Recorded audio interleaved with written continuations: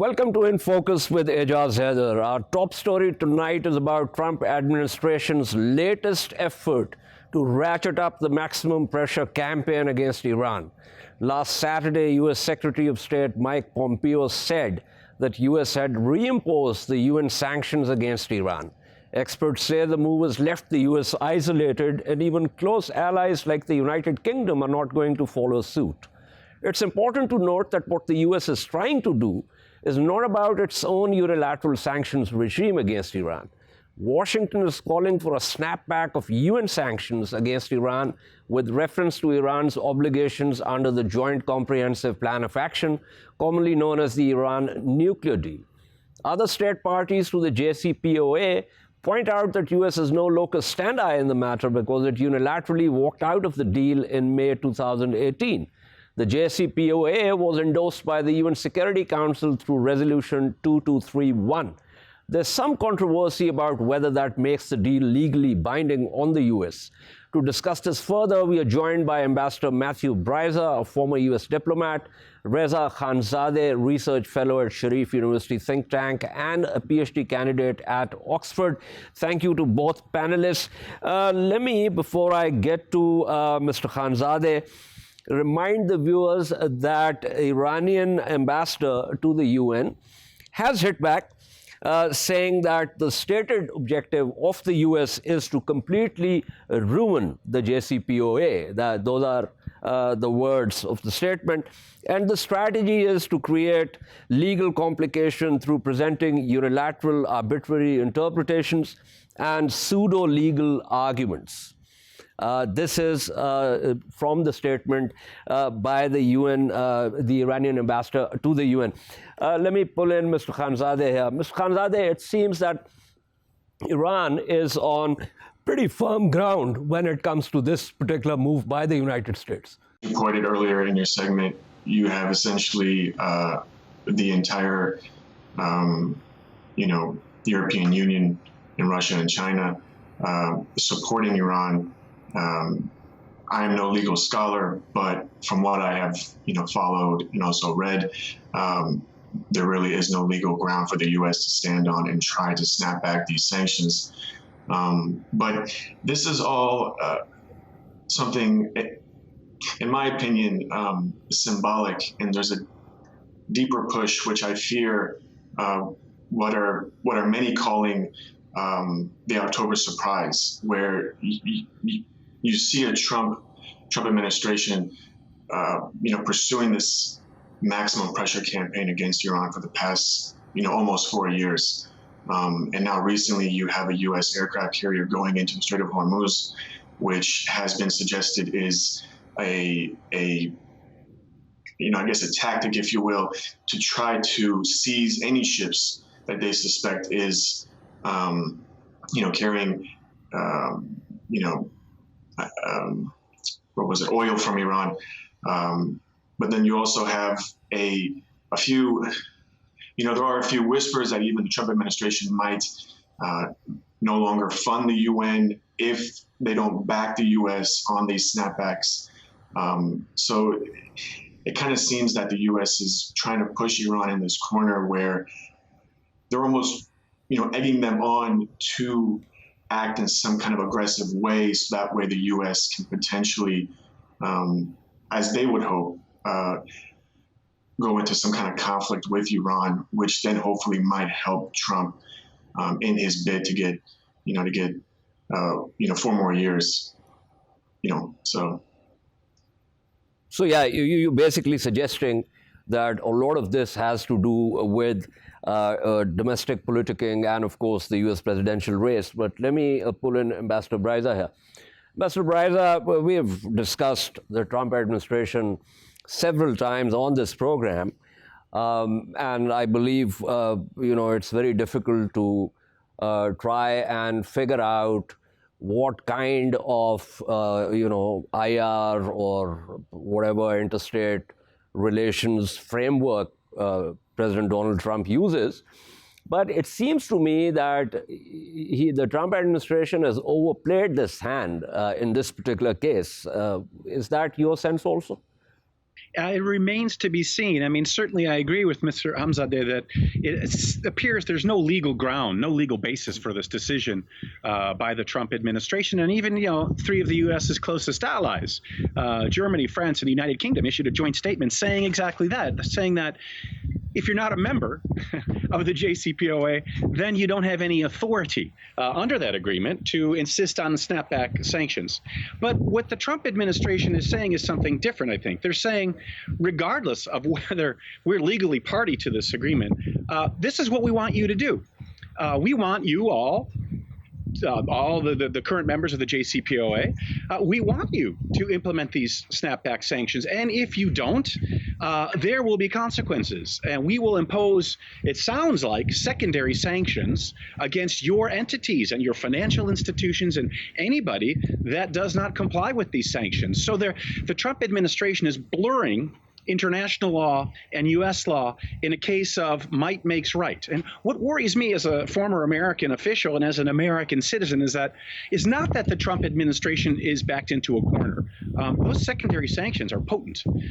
My worry is you can only use those so many times until everybody else in the world says, we've had enough of you. We're not going to be dependent on the dollar anymore because we don't want our financial systems to be held hostage to these sorts of unilateral steps by the United States. Last point is, politically, for certain, the United States is backed into a corner here in terms of the other members of the JCPOA. But I think what the Trump administration is also saying is we don't care. Our primary foreign policy goal right now is to squeeze Iran as much as possible. And so I think that's where the focus of the Trump administration is right now. And trying to squeeze Iran in this way fits right in. Absolutely. But, I fear that there is a broader, of course, I mean, this Iranian case is what we're discussing here, but there's a broader problem with this approach. The United States post-Second World War and thereafter, the entire neoliberal paradigm, the attempt to create a multilateral rules-based order, because that provided not just the pragmatic part of diplomacy, but also the moral standing of that diplomacy in terms of the global leadership. Now, with this kind of approach, and I completely agree with you that at some point, somebody will just stand up and say, enough is enough. Take a hike. And so this rules-based order protected the U.S. interests as much as it protected other interests. Oh, I could not agree more with you, dear Mr. Haider. And then, I grew up, so to speak, both academically and professionally as a staunch proponent of that rules-based system that, as you say, the U.S. created after World War II because operating according to those rules was always in the U.S. national interests. And by the way, I believe remains so to this day. The problem is today that President Trump does not agree. And, the recognition of what you just said, the rules-based system, that's an intellectual argument that happens to be true, but not one that appeals to President Trump's base. President Trump's core support, 35% that'll never vote against him, is overwhelmingly white, non-college educated males who are afraid of the globalized system based on the rules, because they see they're not benefiting from this system in which we have these integrated supply chains that drive down, from their perspective, the cost of labor in the U.S. or move jobs overseas. They don't see the issues in their totality, and this is who President Trump also is. His foreign policy, as you and I have discussed many times, as you said on your excellent show, is not multilateral, collaborative, common interest among allies. It's instead transactional. He pursues one country's sort of in a competitive game, so U.S. interests against one country in isolation rather than against a group of countries. Therefore, he favors Brexit because it's easier for the United States to secure trade benefits from the United Kingdom on its own, and it'll also be easier, he thinks, for the U.S. to deal with the European Union because without the United Kingdom, the EU will be weaker. I think that's folly. I very much agree that a rules-based system is in the U.S. national interest. It was and it remains such. Right. So finally, let me just jump ahead of the curve. Speculative, obviously. We don't know how it's going to pan out, the US presidential elections. But in the event that former Vice President Joe Biden gets to the White House, do you think that a lot of what the president, the Trump administration did would be revisited and the US foreign and security policies rationalized? I think, well, Vice President Biden has made clear that one of his initiatives, were he to be elected president, would be to bring the United States back into the JCPOA, which, there are some complications to actually doing that, but I'm sure those complications could be worked through. I have no doubt, having worked with then Senator Biden directly, that he highly values the international rules-based system and NATO as well. So I think we would see, as you put it, a re-rationalization of U.S. foreign policy. That being said, however, and as Hegel teaches us, right, history is an ongoing action-reaction cycle. And so the Trump phenomenon is a reaction to President Obama, who was a reaction to President George W. Bush in a lot of ways. And so that core base of Trump supporters that don't appreciate the international rules-based system and like the idea of a stronger United States taking on countries transactionally and individually rather than through multilateral diplomacy, I think that's going to be out there in American thinking and for a long time, and will be present when if Biden is elected, then when his successor will come into power. So I just hope that we will find a way as a country, the United States, to appreciate again how the rules-based system is in our favor. And part of that is going to require reforming of some of the rules-based institutions. So last comment on my part, the World Trade Organization is something that the Trump administration has highly criticized. And the Trump administration has not allowed its appeals court, which is the most important implementation body of the World Trade Organization, to have a quorum. He's blocked confirmation of the necessary judges. At first, all the world, including myself, decried that, said, what are you doing? You're damaging the WTO. But now more and more people are saying, well, you know what?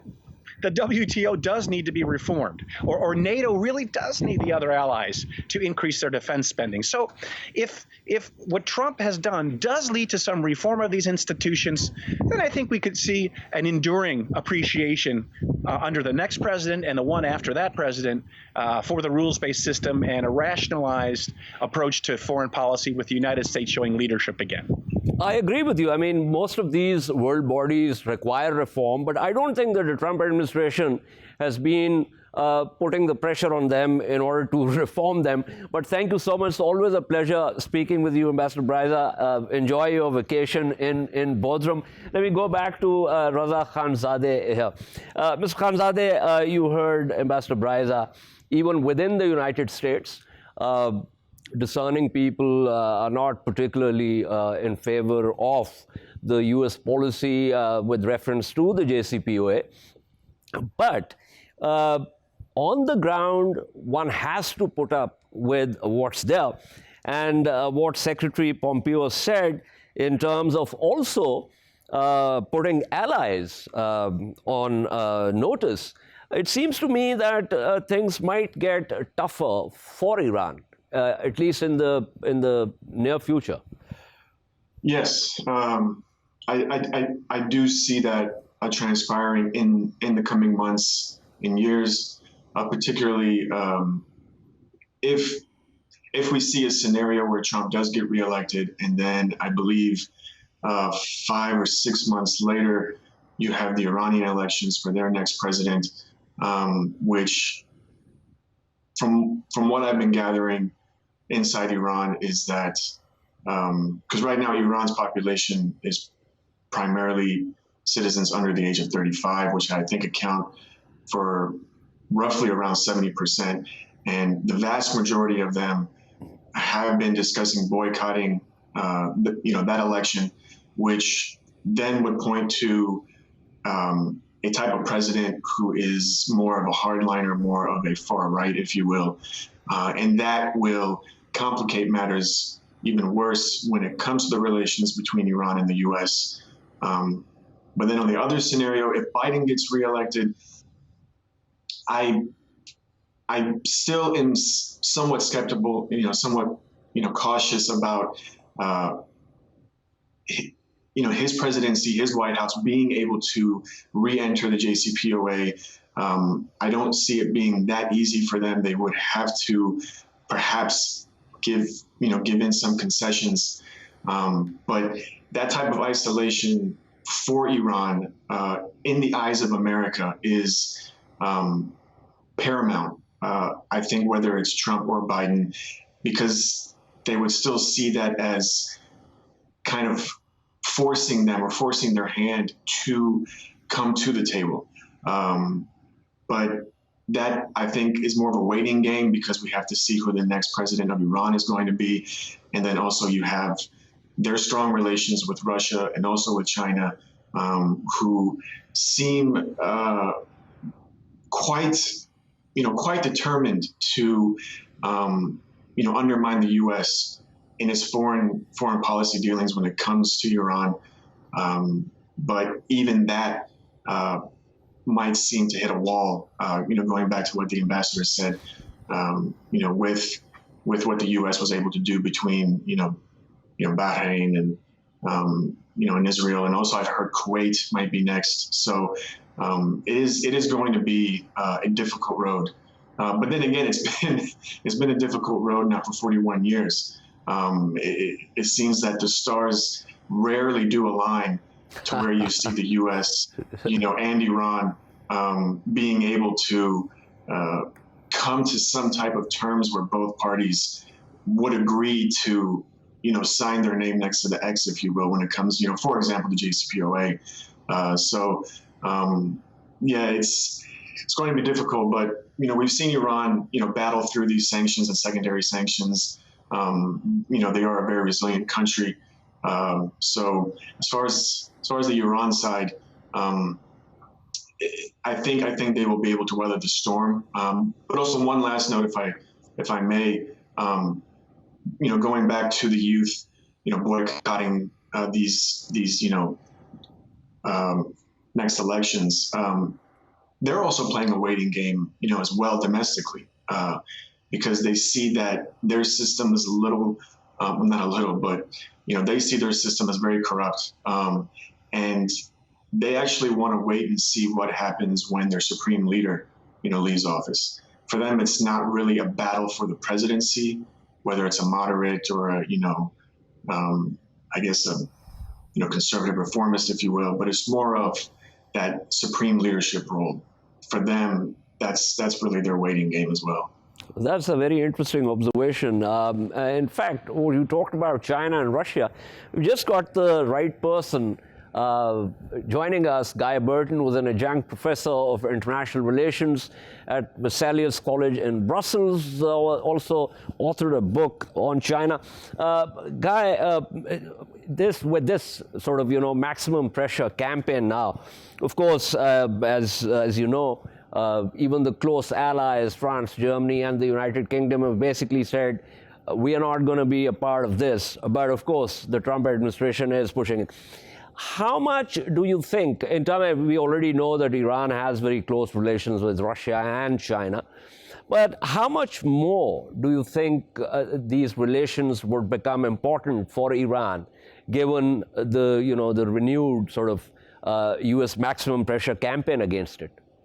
Well, thank you very much for having me on the show again today, and thank you for also sort of mentioning the book about that I've been working on about China and the Middle East. I guess if you want to sort of talk initially about sort of Russia and China, and I think it sort of follows on from what your previous correspondent was saying. I mean, yes, Iran has, better relations with those two countries, but we should also keep in mind that it is not a comprehensively smooth relationship. It's a situation in which the Iranians are pretty much dependent on China and Russia for support. And for all three of them, the priority is going to be, where is the United States in all of this? So if you look at the sort of the Chinese and the Iranians, for example, they had, there was quite a lot of hullabaloo a couple of months ago with the signing of an agreement that there was potentially going to be more Chinese investment and trade. The details of that are still uncertain, but I know that from speaking to colleagues who work on this subject, a lot of the sort of the ideas are somewhat inflated. And the idea that the Iranians are going to get a very good deal out of this is more debatable, that it's actually going to push the Iranians into a much more dependent relationship with the Chinese. As for the Europeans, certainly, yes, we've seen that the Europeans themselves have been, skeptical and critical of the United States in terms of, trying to reimpose sanctions. But we should also not forget that the Europeans have their own problems with Iran. Back in January, they actually initiated, sort of the dispute resolution mechanism, within the JCPOA, because they were unhappy with the fact that Iran was, increasing its stockpiling and processing of uranium, and also starting to look at the development of centrifuges which are not allowed under the agreement. So that process is still ongoing. So it's very much the case that the Europeans are working through the system rather than sort of saying, let's just have snapback right now. Now, at the moment, we're still waiting for, the International Atomic Agency, which was having its own problems with Iran, to report back on, its investigations in Iran. Certainly, those have started again this month. We don't know yet when the statements will be made, and then what that means for the process, the dispute resolution process itself. I agree with you, Guy, but here's the thing. I mean, the Europeans know this because, when the US walked out of JCPOA in May 2018, the Iranians said, well, okay, look, we are going to comply with this, but you need to act as a bulwark against any US sanctions. And there was a lot of talk, and the Europeans tried to create some kind of special utility vehicle to somehow offset the sanctions or reduce the impact, but couldn't really work it out. And so Iran kept saying, well, if you don't do this, then we're going to start doing certain other things, which obviously gradually in violation of the JCPOA. So I think the sense to me, as far as the Europeans are concerned, is that they do not really want JCPOA to be completely ruined. And I think they believe that with this move by the Trump administration, that's exactly what the US objective is. Absolutely. I feel it's very much the case that the Europeans don't want the agreement to collapse. And this is why they're working through the dispute resolution process at the moment. And I think all sides are wanting to wait this out until after November. What we have here is a deadline, which is not, sort of the date in which sanctions would snap back as the Americans want, but the deadline is actually the election, which is, if Biden comes in, then potentially there's a possibility that Biden might come back to the JCPOA. But I don't know whether there's any kind of planning going on regarding what happens if Trump gets reelected, because if he does, he's going to be, have a stronger mandate to maintain and to push for maximum pressure. That could actually lead to, very adverse consequences. We might see the Iranians seek to break out and to speed up the process of creating enough material to be able to produce a bomb. Because perhaps, as we've seen in the course of the Trump administration, Trump himself has been willing to talk to Kim Jong-un of North Korea, almost as an equal. So I'm sure that has not gone unnoticed by the Iranian leadership. Absolutely. Well, if Trump is re-elected, then I think, there are lots of imponderables, but it seems to me that there's going to be the realignments, shall I say, will become expedited. But thank you so much. That was Guy Burton speaking with us. Thank you also to Reza Khanzadeh for his insights. We are now joined by Shashank Joshi, who's defense editor at The Economist. Thank you for being with us, Shashank. Thank you for having me. It's great to be on. Right. Let's dive right into it. How do you think the U.S. allies are viewing Trump administration's Saturday statement about restoring all sanctions against Iran?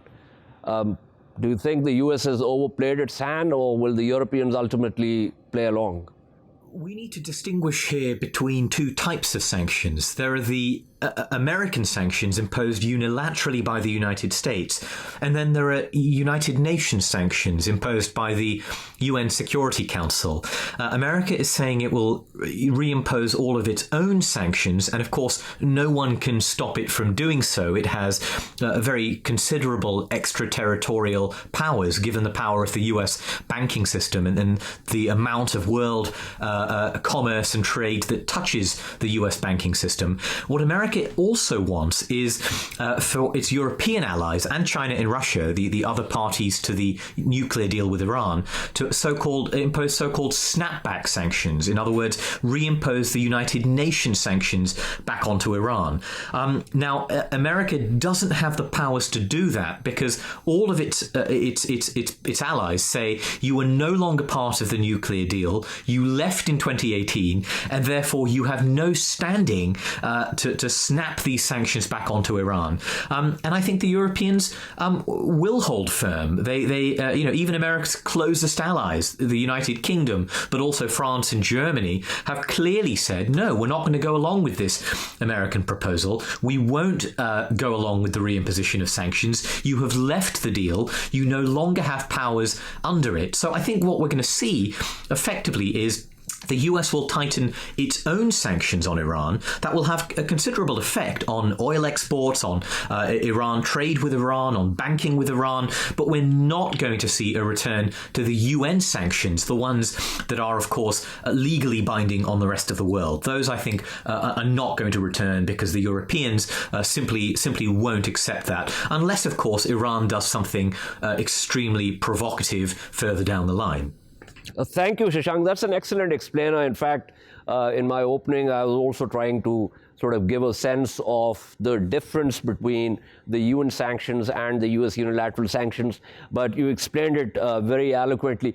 Let me get to another issue, which is that the US Secretary of State has told the UNSC that it is triggering the snapback mechanism because Iran was in, quote, significant non-performance with its obligations under the JCPOA. Is that sophistry? I mean, as you mentioned, US pulled out of the JCPOA in 2018. This is an easy one to answer, and the answer is yes, it is sophistry. Iran categorically was not in significant non-compliance with the deal. Look, there were question marks over elements of Iran's behavior. Its clandestine nuclear weapons work, most of which was before 2003, a little bit of which may have been afterwards, and the International Atomic Energy Agency has been asking questions and applying pressure on Iran. And there were a few very minor technical issues around the amount of uranium that Iran had and similar things like that. But in terms of the underlying principles of the deal, the big rules of the deal, Iran was absolutely compliant. And most members of the deal, apart from America, that is China, Russia, Germany, France, Britain, even the European Union, they all agree Iran was not cheating on the deal back when America pulled out. Now, of course, after America pulled out, we should say Iran has taken some steps that have been in deliberate violation of the deal in order to push back, to show that it has leverage. That's a sort of natural response. But even those violations have been quite cautious, quite calibrated, and quite reversible, intended to say to the other members of the deal, look, if you get America back in the deal, we, Iran, will also come back into compliance. So even now, even with America out of the deal, Iran's violations have been steady and cautious. And so far, we haven't seen anything really drastic like Iran repudiating the agreement or expelling inspectors or pulling out of the nuclear non-proliferation treaty. None of those things have yet come to pass. I completely agree with you. I mean, the Iranian pushback has been calibrated and very strategic. Tell me, Shashank, now that, of course, we've reached the point where the White House plans to issue an executive order. This is on Monday, which is Eastern time, today, spelling out how the U.S. will enforce the restored sanctions. How do you think they would plan to penalize foreign individuals and businesses?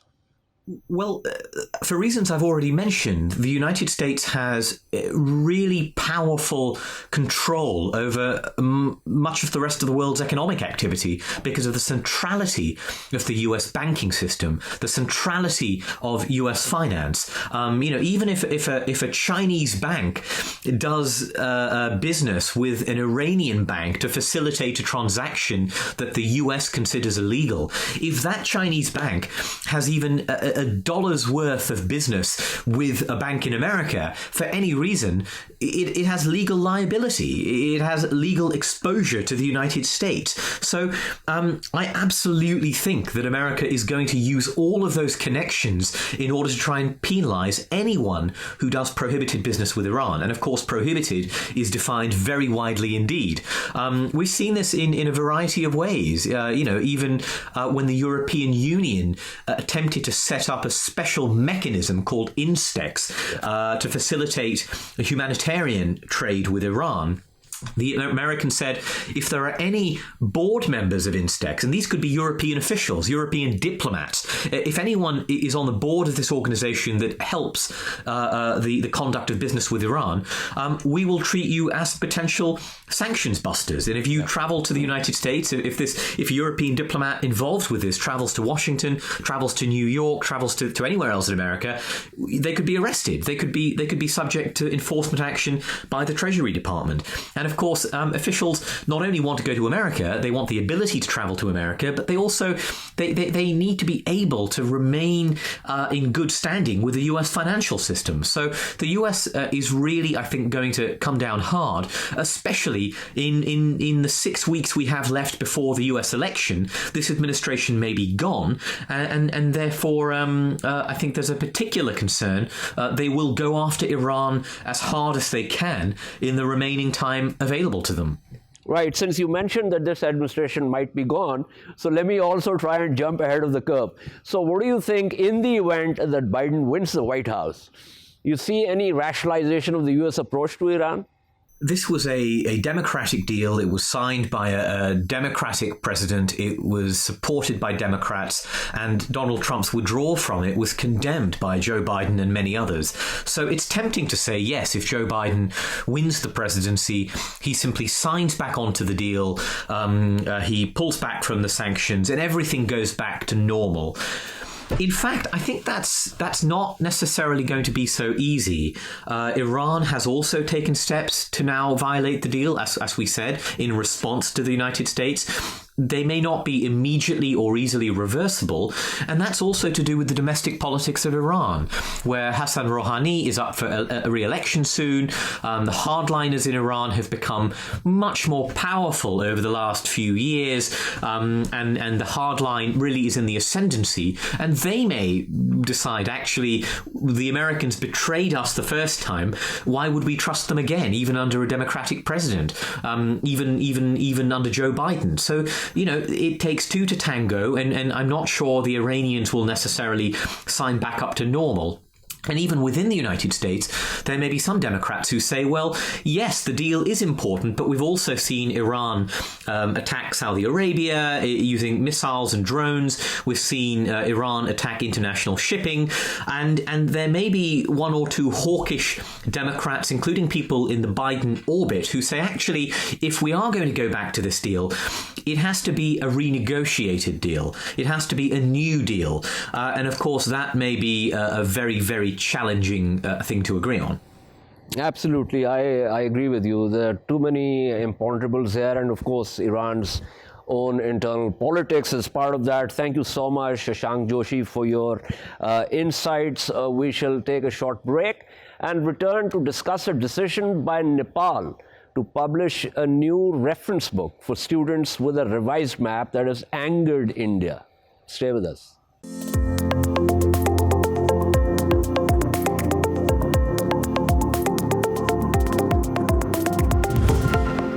Welcome back to In Focus. Our second story tonight is about a decision by Nepal to publish textbooks containing a revised map that shows the disputed border areas with India as part of Nepal.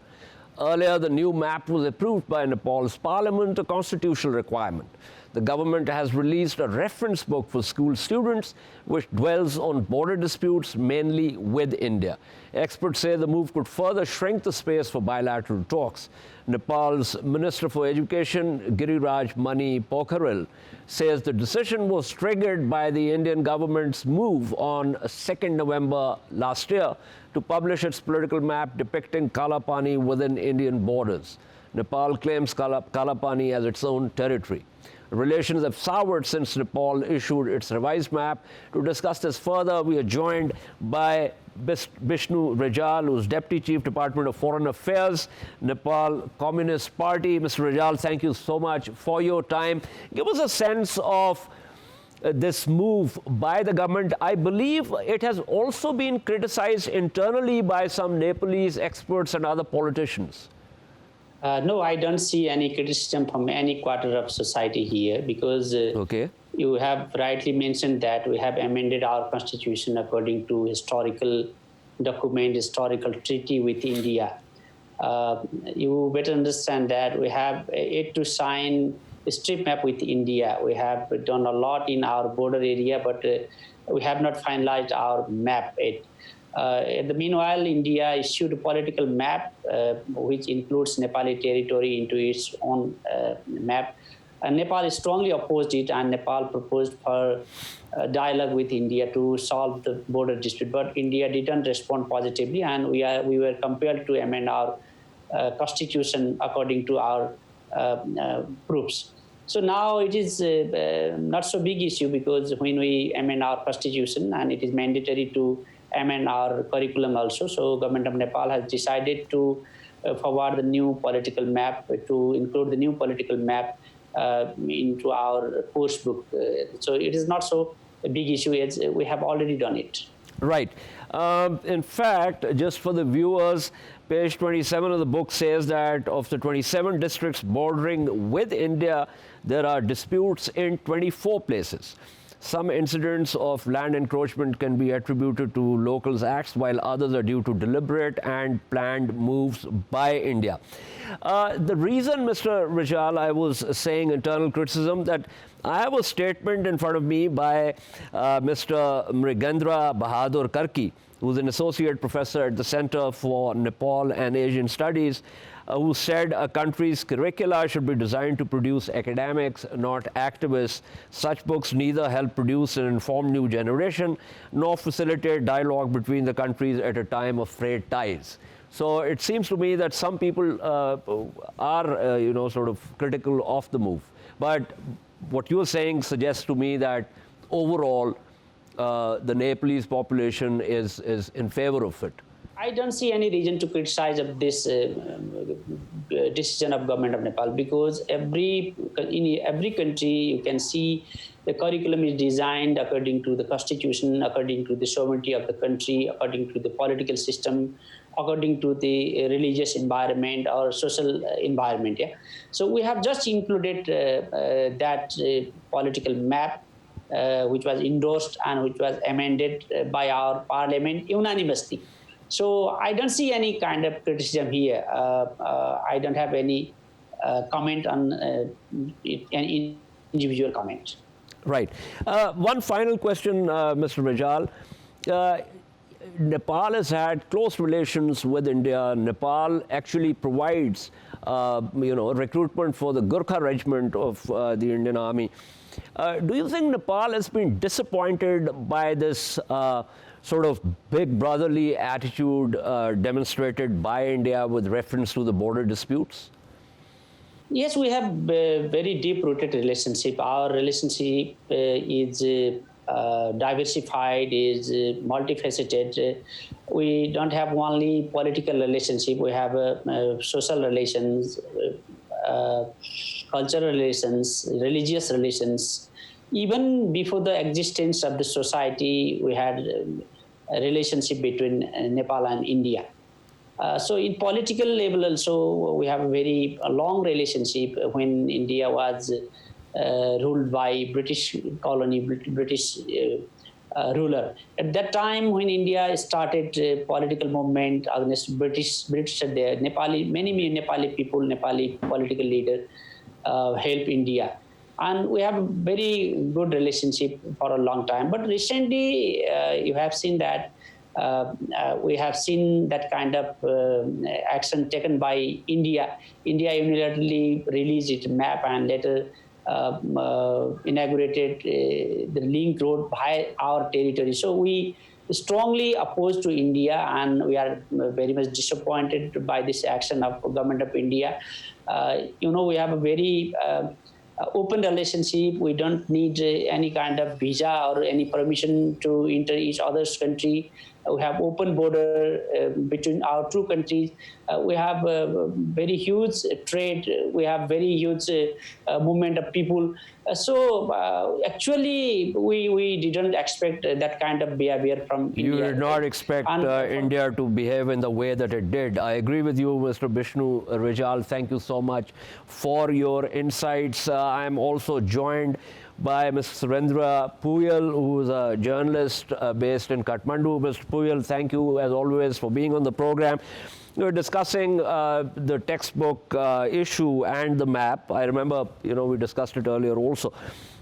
So give me a sense of, because there's some voices within Nepal that have criticized the move, but as Mr. Rijal was saying, that by and large, what the government has done is approved by the Nepalese. Yeah, I mean, it was long overdue because Nepal has been staking claim over Lipu Lake, on Lipu Lake area, Kalapani, Limpiadhura, that stretch of land for years and years.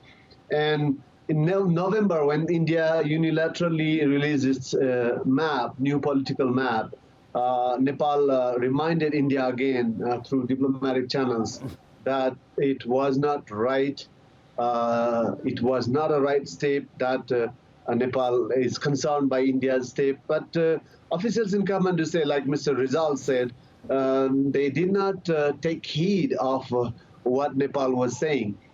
So in May, things came to a head when India unilaterally again, as Nepal insists, dug up a new road up the pass leading to Kailas Mansarovar, which is a pilgrimage for people of as many as 5 different faiths.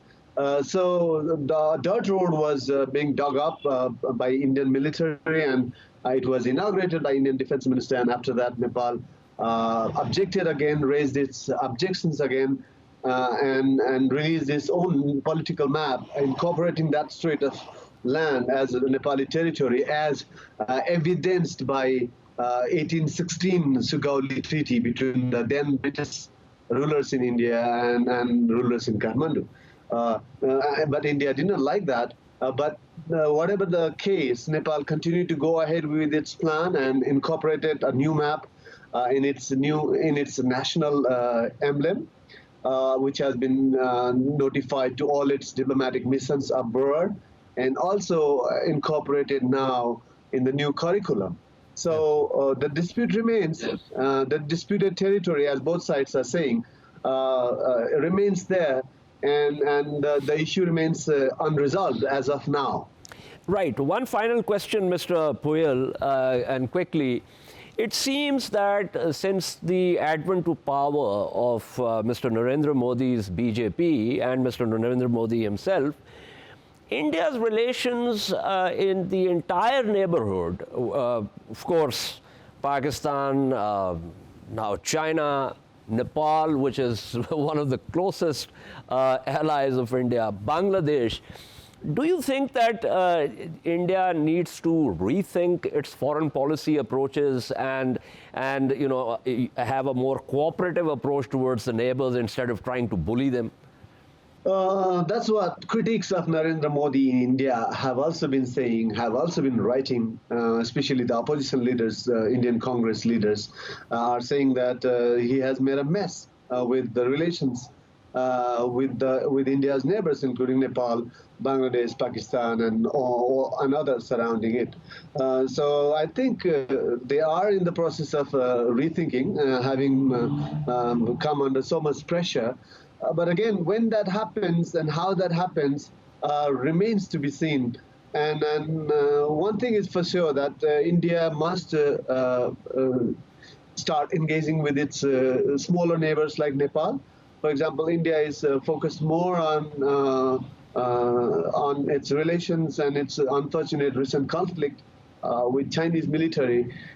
So I think it has to also give emphasis to its relations with neighbors, close neighbors like Nepal, Bangladesh, and Pakistan, if possible. And also one of the ways of doing that would be to reactivate, give a new lease of energy and re-energize SARC, which remains in coma. Absolutely. And I think that's one of the forums which has potential to recirculate. But Mr. Phuyal, I mean, I'm very happy that you referenced SARC, but as you know, that multilateral South Asian forum has effectively, unfortunately, been buried by India. But thank you so much. I've run out of time. That was Mr. Surendra Phuyal speaking with us. This is all from In Focus tonight. We shall see you tomorrow. Keep following our latest updates on social media at indus.news. Good night and goodbye.